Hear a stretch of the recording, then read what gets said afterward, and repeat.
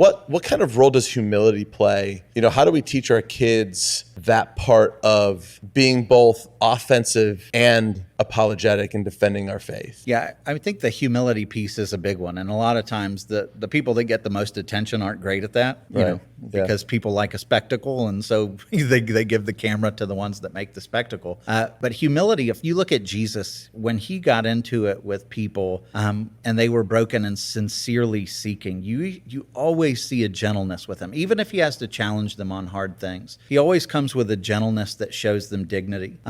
And in one sense, like if you're coming to somebody who's authentically seeking, have patience. I can remember when I was a skeptic, and a lot of people had patience with me before the Lord finally broke through the thick skull, and and it was a compilation of all of those different people speaking into my life that ultimately won me. But you win the people, not the argument. I can remember so many times that honestly, the person who led me to the Lord, I was more impressed with how they lived. I couldn't tell you what he told me. And all the conversations, like I couldn't go back and be like, oh, he proved this. And therefore I thought, oh, okay, but I was like, man, this guy has a great marriage. He's going through all the same hardships I am. And yet when he talks to me, even though he knows I'm off in the weeds with my lifestyle, like he's kind and he shows me respect and he gives me distance, and he's not, beating me over the head with it, but he's faithful enough to share his love with me and to point me to the truth. And that won me more than the content of his arguments.